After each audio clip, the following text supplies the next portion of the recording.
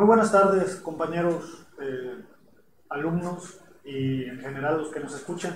Mi nombre es Jesús Demetrio Reyes Musibay, soy maestro de aquí de la Universidad Vizcaya y hoy vamos a tratar un tema que creo que es de suma importancia para los estudiantes de Derecho, que es el relacionado con los derechos humanos. En la exposición voy a tratar primero de sentar algunas bases relativas al concepto de estos derechos y posteriormente tratar de advertir el por qué ustedes como estudiantes de esta carrera deben de tener una concepción, una conceptualización amplia respecto a lo mismo. Los derechos humanos sabemos que están presentes en nuestra vida cotidiana. En muchas de las ocasiones se nos hace de alguna manera complejo entenderlos, sabemos que ahí están, pero no tenemos a lo mejor una idea certera de en qué consiste. Yo creo que eso es lo que menos nos debe de preocupar. Definiciones puede haber tantas como autores hay en la materia. Sin embargo, yo creo que lo importante es tener un punto de partida que nos permita en cierto momento sentar, como lo dije, algunas bases y poder, en su caso, establecer cómo estos se pueden llevar a la práctica, hacerse efectivos. Y yo parto de que en el concepto de derechos humanos, que es un conjunto de prerrogativas inherentes a las personas, de cuya realización óptima o garantía depende que las personas consigan sus planes de vida. Y yo creo que aquí esto lo debemos de tener en mente siempre que hablemos de la materia, que entender a los derechos humanos es comprender todas aquellas circunstancias que imperan a favor de las personas, que limitan el derecho del Estado, el derecho de a otras personas, para efecto de que el individuo consiga sus planes de vida. ¿Cuál plan de vida tenemos? Pues cada quien es el responsable de diseñarlo de acuerdo a sus convicciones, a sus preferencias y de acuerdo a su estilo de vida que proyecte. Siendo esto así, debemos de, yo creo que, identificar cuando estamos en presencia de estos medios que nos permitan llevar a cabo nuestros proyectos de vida. Y así podemos identificar de primera mano un cúmulo de derechos humanos que tenemos. Por ejemplo, tenemos el derecho a la propiedad, que implica límites a los particulares de no venir y tratar de, en forma arbitraria, ocupar un terreno que nos pertenece. También incluso hay límites al Estado. El Estado no puede llegar y adueñarse de un terreno, de una propiedad, incluso para realizar una obra de beneficio público, puesto que para ello hay procedimientos ad hoc establecidos en la materia y de acuerdo al mismo fundamento del artículo 27 constitucional, que será mediante un acto expropiatorio donde mide causa de utilidad pública y con la consecuente indemnización. También lo podemos constatar en la no discriminación, el derecho a no ser discriminados por motivos de origen étnico, el carácter religioso, por alguna preferencia sexual. Imagínense que en la escuela donde estamos estudiando impusieran algún requisito en donde para entrar sería puras personas que midan más de 1,80 metros. Esa disposición sería una disposición no justificada, no razonable, atentatoria de los derechos humanos. Yo creo que sí. También tenemos, o lo constatamos, el derecho a un medio ambiente sano para el desarrollo y bienestar, consagrado también en la Carta Magna. ¿Esto qué implica? Oye, si bien queremos que se desarrolle la actividad económica en nuestro país, que existan las inversiones, pues también las personas que lo realizan deben de seguir criterios de sustentabilidad en la realización de esas obras o actividades. ¿Por qué? Porque no deben de, si bien tiene algo positivo que realicen este tipo de acciones, pueden contaminar o pueden causar perjuicios al entorno natural, y ahí es cuando pueden incidir en forma negativa en el derecho que tienen las personas. Otro derecho que tenemos al acceso al agua en condiciones de salubridad, de accesibilidad, de suficiencia para el uso doméstico. Y así podemos ir enumerando un conjunto, un cúmulo de derechos que tenemos protegidos en nuestra Constitución, por ejemplo, a la salud, a la libertad de tránsito. Yo puedo desplazarme por el territorio nacional sin que me estén pidiendo alguna identificación, alguna visa para poder trasladarme al estado de Nuevo León y demás. Tengo libertad de expresarme, de elegir con quién me voy a casar. Tengo la libertad de hasta establecer si me quiero divorciar, de no justificar, y de eso me voy a ocupar un poquito más adelante.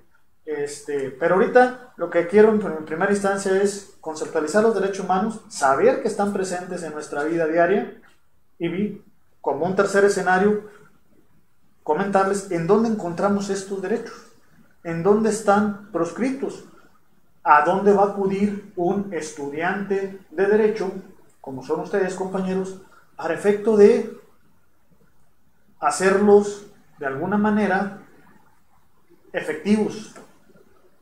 Y aquí también, les adelanto que estos están previstos no solamente en nuestro pacto federal, en nuestra Constitución Política de los Estados Unidos Mexicanos, de los artículos 1 al 29, 35, 123, sino que en la actualidad, con las reformas que sufrió nuestro marco normativo en 2011, constitucional en 2011, en materia de derechos humanos, ahora se conforma un bloque de regularidad constitucional en donde son reconocidos en nuestro país en favor de las personas, no solamente lo que está ahí expresamente consagrado, sino lo previsto en los tratados internacionales que el Estado mexicano se aparte, que son más de 210 instrumentos internacionales en materia de derechos humanos. Entonces, un estudiante de derecho no se debe constreñir a estudiar la Constitución, sino también a analizar los instrumentos normativos de carácter internacional que también consagran este tipo de derechos.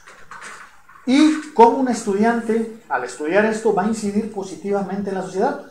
Pues usted, cuando salga de la carrera, puede optar por dedicarse al ejercicio privado, pero también puede optar por ejercer dentro de la esfera pública su carrera, en las formas de expresiones del poder que consagra el artículo 49 constitucional, que establece que el supremo poder de la federación se dividirá para su ejercicio en el legislativo, ejecutivo y en el judicial. Y en cada una de estas vertientes que usted va a poder desempeñar, puede hacer algo para que el tema de los derechos humanos sea actual en nuestro país y que ayude a las personas en realidad a conseguir sus proyectos de vida.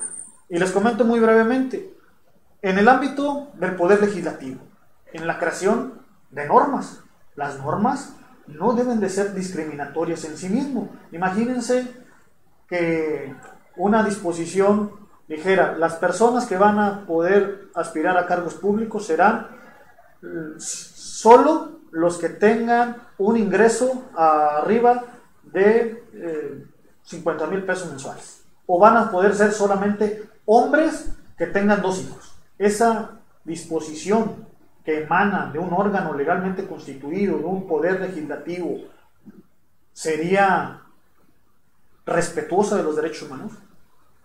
¿O trastocaría algún derecho? ¿Sería discriminatoria? El Poder Ejecutivo. El Poder Ejecutivo sabemos que se encarga de realizar la política pública en nuestro país, a nivel federal, estatal o también inclusive ahí a nivel de ayuntamiento, a nivel municipal. Él, con el diseño de política pública, también puede incidir en el tema de los derechos humanos, e incluso entre la política pública, entre los sectores que maneja, es el sector educativo, el sector salud. ¿Qué pasa en aquellos asuntos en donde no se decide a realizar o a concretar una necesidad sentida por la sociedad en materia de acceso a la salud, de creación de infraestructura pública. Se podrá, en cierta medida, considerar estos actos cuando hay una necesidad sentida, justificada, poder obligar a concretar una acción de política pública en beneficio de los derechos humanos. Yo considero que sí. Y el Poder Judicial, que se encarga de resolver conflictos jurídicos entre partes, entre parte actora demandada, entre quejosos y autoridades responsables, según el juicio que corresponda, también al momento de dirimir quién tiene la razón entre dos partes contendientes, claro que decide cuestiones que inciden en los derechos humanos. Entonces, si usted se va a desempeñar en cualquiera de las tres fases del sector público, puede tener incidencia en el tema de los derechos humanos. Incluso si es abogado particular, hemos visto, oye, que no dejaron entrar o acceder al niño porque trae el pelo pintado. ¿Eso será una cuestión justificable o será algo que queda a la libertad de elección del mismo menor o de sus padres? O algunas otras cuestiones, oye, pues no pasan por la basura en mi casa, vivo dentro de un área natural protegida y se está perjudicando la dinámica ambiental en donde vivo. ¿Se podrá de alguna manera usted como abogado apoyar a la gente que resiente un tipo de actuación en perjuicio de sus derechos al medio ambiente sano? O incluso usted está defendiendo a una persona en un proceso penal y le dan un tratamiento como culpable, un tratamiento que violenta el principio de presunción de inocencia que goza a su favor. ¿Usted podrá incidir de alguna manera en apoyo o en beneficio de esta cuando es su asesor para efecto de que evitar este tipo de problemas? Yo creo que sí. Entonces, ese es el contacto que usted va a tener y por lo tanto la relevancia o la importancia de conocer el tema de derechos humanos y las vías o mecanismos que se tienen para en su momento hacer efectivo. Y aquí yo creo que cabe hacer la mención que en el términos del artículo primero, por lo que hace a las autoridades, hay una obligación puntual y específica que establece que todas las autoridades deberán promover, respetar, proteger y garantizar estos tipos de derechos. Es una obligación puntual. Entonces, ya sea la vía que elija, sector público, sector privado, pues no se va a sustraer el tema. Y yo creo que es la aspiración que tenemos quienes procuramos el derecho. De alguna manera incidir positivamente en la gente para que pueda alcanzar su desarrollo a plenitud. Bueno, ¿qué características tienen estos derechos humanos? Las características también están enmarcadas en el artículo primero constitucional. Estos derechos humanos deben ser universales, es decir, no lo podemos otorgar a unas personas sí, a otras personas no. Que ojo, ahí por ahí podemos tener algún comentario, oye, tenemos los mismos derechos en México que, por ejemplo, el pueblo iraquí, en Irán o en otros lugares, o en Europa. Pues no necesariamente, nosotros no necesariamente tenemos todos, pero sí debemos de comprender o entender que hay derechos que son las bases mínimas en las cuales se desenvuelve, acorde a la dignidad de las personas, ese aspecto tutelador o protector, pero también hay restricciones o márgenes de apreciación que se dejan a los estados para definir cierto tipo de soluciones a necesidades sentidas. Y ahorita me voy a referir al caso nacional o al caso de México. Bueno, ¿y cómo me voy a referir? Primero, haciendo alusión que si bien dijimos que había un parámetro de regularidad constitucional y que hay que voltear a ver a los derechos humanos de la Constitución y los tratados internacionales, puede ser que existan conflictos entre este tipo de derechos, que los de los tratados internacionales sean más amplios que los de la Constitución. ¿Cómo se soluciona este tipo de problemas?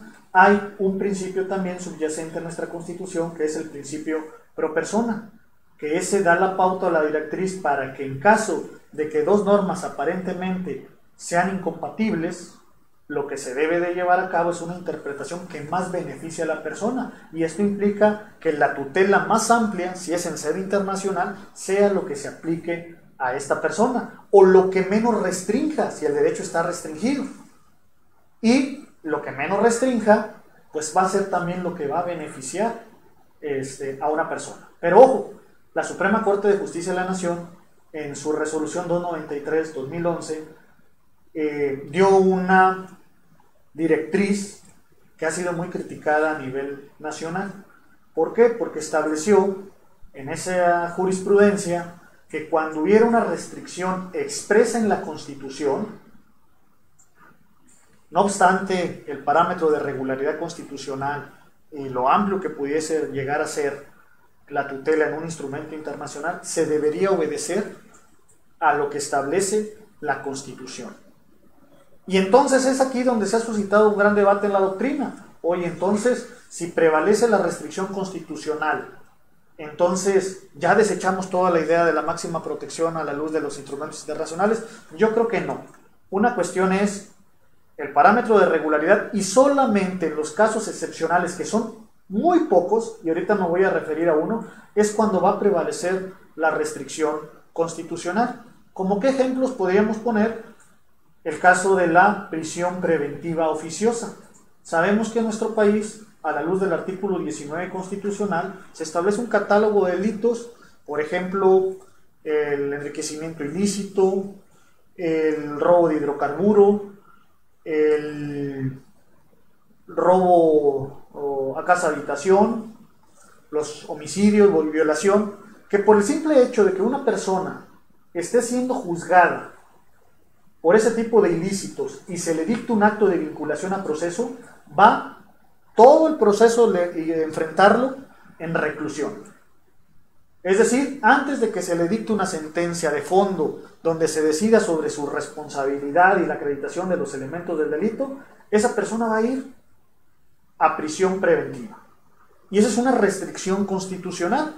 Por ahí se critica mucho a los jueces, oye, pero si existe una restricción constitucional, pero también esto está proscrito por los tratados internacionales, ¿debes de aplicar los tratados internacionales? Sí, pero la Corte fue clara en la jurisprudencia al establecer que cuando hay una restricción constitucional se debe de obedecer a la restricción constitucional. Esto implicó entender de alguna nueva forma el principio de supremacía constitucional que yace del artículo 133, en donde establece, entre otras cosas, la jerarquía normativa de la Constitución. Sin embargo, aunque en nuestro país sigue subsistiendo el tema de la jerarquía normativa, no es útil en el tema de los derechos humanos, como lo estableció la Suprema Corte de Justicia de la Nación. En materia de derechos humanos, lo que hay que aplicar son las normas de contenido que más beneficien, que menos restrinjan, salvo la restricción constitucional. Entonces, en materia de derechos humanos, no es útil el criterio jerárquico, que sigue subsistiendo, claro está, para otro tipo de resolución de problemas jurídicos, como son los que tienen que ver con la subordinación jerárquica, como son los que tienen que ver con la reserva de ley, o cuando hay leyes generales de cuya distribución de competencia derivan reglamentos municipales o leyes estatales. Entonces, siendo esto así, pues yo creo que tenemos un panorama genérico de lo que son los tratados internacionales de derechos humanos y la Constitución. Pero no solamente ahí, compañeros, nos debemos de enfocar, si bien esto ya es bastante, de una tarea titánica del entendimiento de los instrumentos internacionales, de la Constitución, de ese bloque de regularidad, también hay que observar la jurisprudencia, porque hay derechos que, aunque no están consagrados en un texto constitucional o expresamente previstos en alguna normatividad o en los tratados, en nuestro país se ha creado conceptos jurídicos como es el libre desarrollo de la personalidad. Y con ese libre desarrollo de personalidad, con el afán de tutelar o de que las personas consiguieran la plena realización y su proyecto de vida, empezó a sentar criterios. Y esto no desde la reforma de 2011, sino incluso desde 2004 ya se venía pronunciando los máximos tribunales de nuestro país. El libre desarrollo de la personalidad se entendió como una cuestión residual, donde no cabía una cuestión en específico regulada, normada. Todavía había un espectro, un tamiz de protección que se debía dar a la persona por el simple hecho de serla y para que ella pudiera conseguir sus fines. Y así les voy a dar algunos ejemplos muy rápidos. Por ejemplo, el primero, en el tema de cambio de sexo. Resulta que una persona se hizo el cambio correspondiente, porque él de pasar de hombre quería ser mujer, pero en realidad no concordaba su acta con esa reasignación que se hizo sexogenérica. Entonces, si pasó de hombre a mujer, al momento de identificarse, pues él decía, se veía con su fisonomía de mujer, pero se llamaba Pedro Luis, por dar un nombre. Entonces, cuando quiso realizar el cambio o el ajuste correspondiente a toda su documentación que se había generado a lo largo de la vida, se le negó porque no había un precepto en específico que señalara esa posibilidad, y fue al resolver un asunto en concreto que la Corte definió que tenía el derecho al libre desarrollo de la personalidad y hacer compatible su nueva asignación con la cualidad que ahora ostentaba. ¿Por qué? Porque en el imaginario de la gente, cuando tú vas a alguien a pedir trabajo o a una escuela y te presentas como una mujer, pero en realidad eres un hombre, como que en la mente de la gente no está necesariamente comprender una situación de estas características y podría propiciar actos de perjuicio de la persona que se está obstetando. Y entonces la Corte ahí desarrolló el concepto y permitió que se diera esa asignación. Este cambio de nombre vía documentación oficial. Otro cambio se dio en el libre desarrollo de personalidad, del desarrollo de este concepto, el del famoso divorcio incausado. Cuando yo estudiaba, hace algunos ayeres, hace más de 10 años, en la carrera, sabíamos que para poder divorciarse a alguien, tenía que invocar una causal, tenía que establecer, oye, pues es que me golpea a mi esposo, o abandonó el domicilio conyugal, o hubo una separación por más de cierto tiempo. Y es solo así, llevando una causal justificada, si no había aveniencia o conveniencia de las dos partes, se tendría que promover una demanda y sería un juez el que tenía que determinar si se acreditaba o no para efecto de motivar la disolución de un vínculo matrimonial. Después, en un asunto, alguien plantea por ahí, oye, pero ¿por qué? Si yo no quiero estar con alguien y ese es mi proyecto de vida, eso es lo que yo quiero realizar, tengo que ir ante un juez para que acreditarle por qué me quiero divorciar. Incluso era la práctica que malamente a lo mejor pues andaban inventando causales para poder acreditar el detrimento del vínculo matrimonial. ¿Qué se estableció la Corte? Pues es factible que la persona que ya no quiere estar con otra porque no la ama o porque no compaginan en un mismo proyecto, pues pudieran disolver el vínculo matrimonial sin necesidad de andar acreditando ni andar afirmando alguna cuestión que la motivara a la disolución del vínculo. Otra cuestión es el consumo lúdico de la marihuana. Ojo, lúdico de marihuana, únicamente marihuana. Por ahí se planteó una inconstitucionalidad de la Ley General de Salud, en donde se prohibía este tipo de consumo. Llegó el asunto a la Suprema Corte y también retomó el tema del libre desarrollo de la personalidad. Si bien no es una práctica a la mejor virtuosa, o una práctica de que, oye, pues te voy a proteger para que consumas algo, y era la mejor práctica, lo que subyacía así es de que si una persona también quiere, de alguna manera, entre comillas, echar a perder su vida de esa manera, el libre desarrollo de la personalidad, el proyectarse así, debe de estar tutelado, protegido, y por lo tanto terminó por concluir que a la luz de ese libre desarrollo de la personalidad era factible que esta persona pudiera consumir marihuana. Ojo, no es vender, ¿no? Porque luego van a decir que yo dije que era vender y otras prácticas, no es nada de eso, es el consumo lúdico de marihuana. Y algún otro, el orden de los apellidos, que fue el último. Oye, no, pues tiene que ser primero el de papá y luego el de la mamá, porque siempre se ha hecho así. Oye, pero ¿en dónde sale esto? No hay ningún código que lo... Bueno, ahí el reglamento de la oficialidad del registro civil así establece. Oye, pero si podemos nosotros los dos ponernos de acuerdo y que lleven primero los apellidos de la mamá y luego el de papá, o incluso los dos apellidos de alguno, no podremos realizarlo así. Otra vez se desarrolló el concepto del libre desarrollo de la personalidad. ¿Y qué es lo que se concluyó? Si están de acuerdo los dos progenitores, es sexista, es discriminatorio que siempre tenga que ser primero el nombre del papá y después el nombre. Si ellos están decidiendo que sea de alguna manera, pues existe la posibilidad de que... Entonces, también hay que observar la jurisprudencia y estos criterios en donde se están creando derechos como este que se ha denominado residual, lo que no entra en los demás expresamente, se ha ido desarrollando en el libre desarrollo de la personalidad, pero son ejemplificativos de todo lo que usted debe de voltear a ver como estudiante del derecho para efecto de dimensionar, analizar, estructurar el contenido de los derechos humanos. Bueno, ya con estas precisiones, ya para no abusar de la amabilidad del tiempo que nos están prestando en esta plática, en esta exposición, quiero apuntar dos cosas. Primero, los derechos humanos son propios de las personas físicas o también de las personas jurídicas o denominadas morales.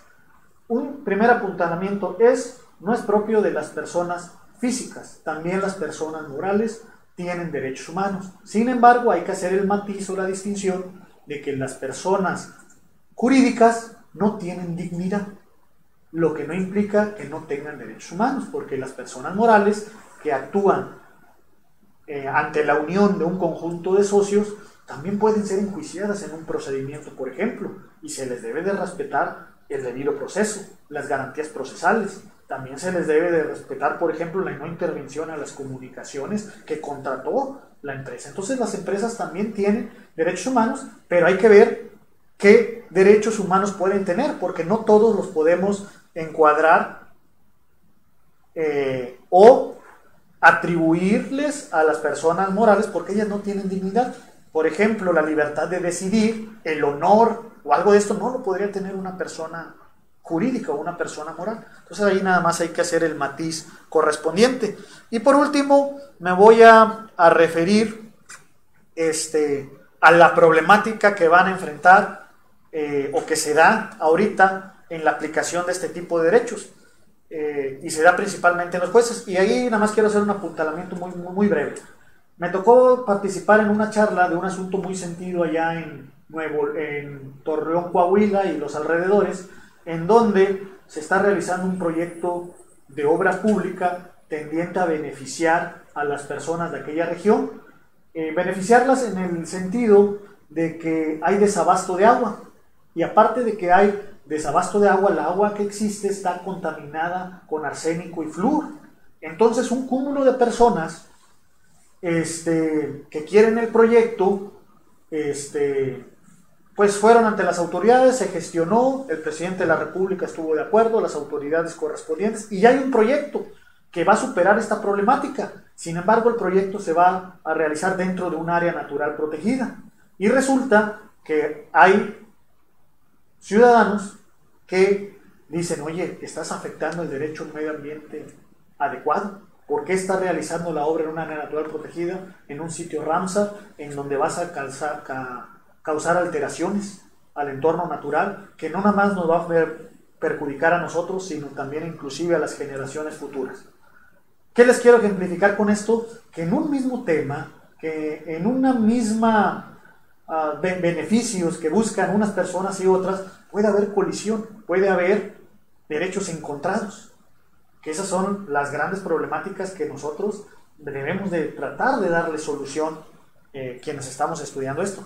Entonces ahí dijeras, oye, pero ¿qué se superpone? La necesidad sentida de la gente de agua doméstica, salubre y en condiciones suficientes, o el derecho a un medio ambiente sano de esta generación y las futuras o venideras. Para eso, compañeros, yo lo que les invito es a escudriñar las resoluciones que ha establecido los máximos tribunales del país, porque en ellas han establecido ahora, aparte del principio pro persona y la interpretación más amplia, también test de proporcionalidad, en donde con estos tests, que tienen una serie de pasos, se busca también ponderar la prevalencia de derechos.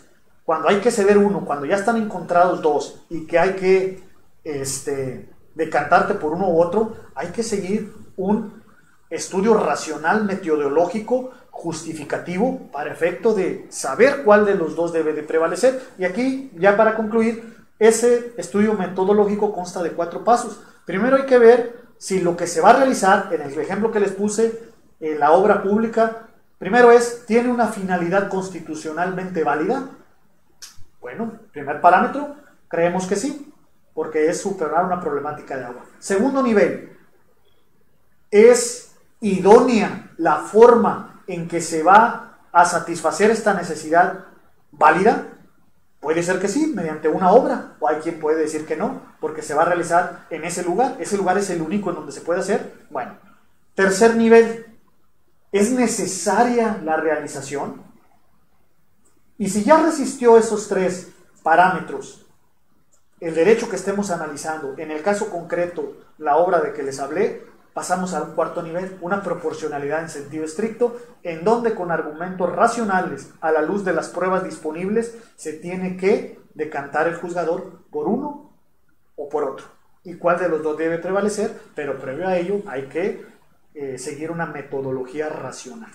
¿Y qué les quiero decir con esto? Que el ejercicio no es a lo mejor tan sencillo, tan fácil, pero aquí tenemos un escenario que debemos ir escudriñando para efecto de que nuestra labor en su momento como practicantes de la ciencia jurídica y del derecho sea la mejor, e incidir positivamente en las personas, que creo que es la aspiración que todos tenemos, para efecto de que logren sus metas, sus objetivos y que sean felices en su vida. Por su atención les agradezco mucho.